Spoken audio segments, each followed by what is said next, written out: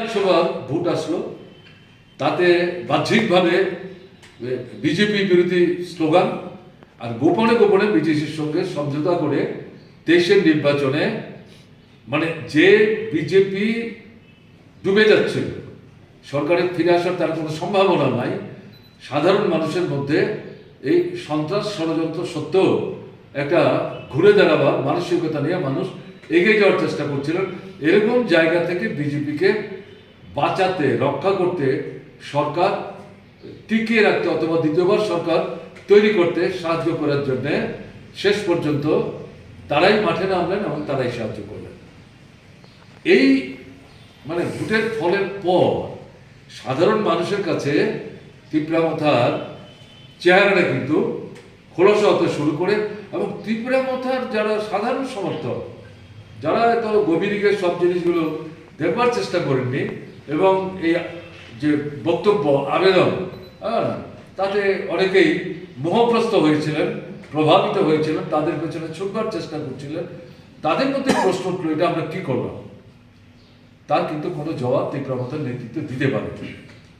মাঝখানে দেখা গেল প্রদ্যুৎ কিশোর দেব বর্মন এই দায়িত্ব থেকে নিজেকে সরিয়ে নিলেন, চলে গেলেন, অন্যদের উপর দায়িত্ব দিলেন।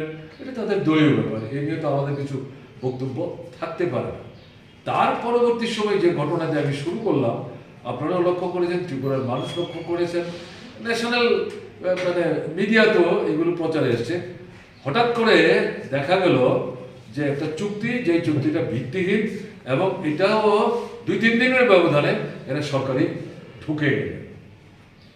তো আমি কথাগুলো বলছি এই কারণে যে এটা তাদের মূল যে পারপাসটা, উপজাতীয় অনুপজাতি অংশের মধ্যে বিভাজন তৈরি করে, অনুপজাতি থেকে উপজাতিদের আলাদা, উপজাতি থেকে অনুপজাতিদের আলাদা, এটা রাখতে পারলে পরে বামফ্রন্টকে আটকানো সুবিধা হবে, বিজেপিকে ক্ষমতায় রাখা অথবা ফিরিয়ে আনতে সুবিধা হবে। এই যে বিষয়টা, এই বিষয়টা তারা সম্পাদন করেছেন, এবং তারপরেই তারা মনে করেছেন যে এখন আর বাইরে থেকে হই হুল্লোড়ি করে কি লাভ, কারণ তাদের দলের একটা অংশ, বিশেষ করে যারা বিধায়ক হয়েছেন তাদের মধ্যে একটা অংশ তারা মন্ত্রিসভায় যেতে চান, মন্ত্রী হতে চান, এবং একটা অংশ তো আপনার তীব্রামথা ছেড়ে বিজেপিতেই যেতে শুরু করেছেন, একটা অংশ চুপ করে গেছেন, আবার আমাদের সঙ্গে যোগাযোগ করছেন একটা অংশ। তা এই পরিস্থিতিতে দল টিকিয়ে রাখাই কঠিন হয়ে পড়ল, অস্তিত্ব টিকিয়ে রাখাই কঠিন হয়ে পড়ল। এরকম পরিস্থিতিতে সাধারণ মানুষ বলা বলি করছে, সবই আলাপ আলোচনার ভিত্তিতে, সমঝোতার ভিত্তিতে এই সমস্ত রকম গোপনীয়তা রক্ষা করে এই মানে পদক্ষেপগুলো গ্রহণ করেছেন। তো তারা নিজেরাই নিজেদের চেহারা জনগণের সামনে উন্মোচিত করেছেন। আমরা যে কথাগুলি বলছিলাম অনেকেই হয়তো বিশ্বাস করেননি, যে না আপনাদের প্রতিপক্ষ, প্রতিদ্বন্দ্বী, কাজে আপনারা এগুলো বলছেন। না না, তারা তো যে স্লোগান তুলে লড়াই করছেন, যেটা বাস্তবতা থাকুক না থাকুক, একটা আন্তরিকতা নিয়ে করার চেষ্টা করছেন, কেন এভাবে দেখছেন।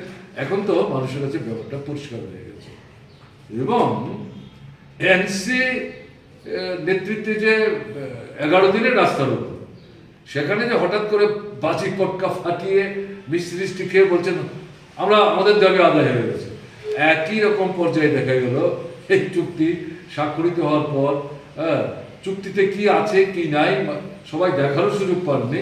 তখনও কোনো কোনো জায়গায় বাজি পটকা ফাটানো, মিষ্টি খাওয়া, একদিন এখানে সেখানে কিছু হয়েছে, কিন্তু এখন দেখা গেল সব নীরব। সবাই বুঝতে শুরু করেছেন যে ব্যাপারটা আসলে কি, এবং তারপর থেকেই দেখলেন শেষ পর্যন্ত মন্ত্রিসভায় ঢুকে গেলেন।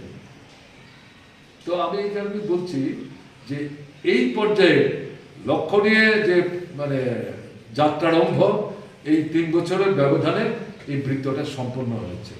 এখন ঠিক আছে, তারা তো নিজেদের দাবি করেন তারাই হচ্ছেন উপজাতিদের স্বার্থের আগমার্কা রক্ষক, কাজে জীবন বাজি রেখে লড়াই করছেন। এখন সরকারে গেলেন, তীব্রামথায় যারা এরপরও থাকবেন তাদের মধ্যেও একটা আগ্রহ থাকবে কি করে সরকারে গিয়ে, এতদিন বিরোধী দলে ছিলেন, আর যারা তীব্রামথায় নেই অথচ উপজাতি জনগণের কিছু প্রাসঙ্গিক দাবি সমস্যা নিয়ে চিন্তা ভাবনা করেন, তারাও অপেক্ষা করবে, দেখা যাক সরকারে গিয়ে তারা কি করে।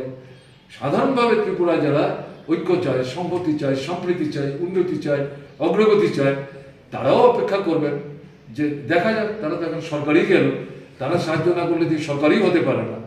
এখন তাদের 13 জন বিধায়ক নিয়েই ঢুকলো, কাজে এই মুহূর্তে তো বাধ্যত সংখ্যারও কোনো টানাপূরণ নেই। তাহলে নিশ্চয়ই তারা চাইলে অনেক কিছু করতে পারে। কেন্দ্র রাজ্য ডাবল ইঞ্জিন, তার সঙ্গে তীব্রামথা, মন্ত্রিসভা, তাহলে বোধহয় অনেক কিছু হয়ে যাবে।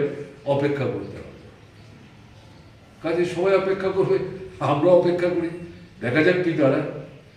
প্রাথমিক পর্যায়ে আপনাদের যে জিজ্ঞাসা, আমার মনে হয়েছে এই ব্যাকগ্রাউন্ডটা আমি উল্লেখ করলাম বলে আমি এই কথাগুলো আপনাদের সামনে উপস্থিত করলাম। আপনারাও হয়তো এইভাবেই ভাবছেন, কারণ না আলাদা করে আমরা কি ভাববো, এই আমার বক্তব্য।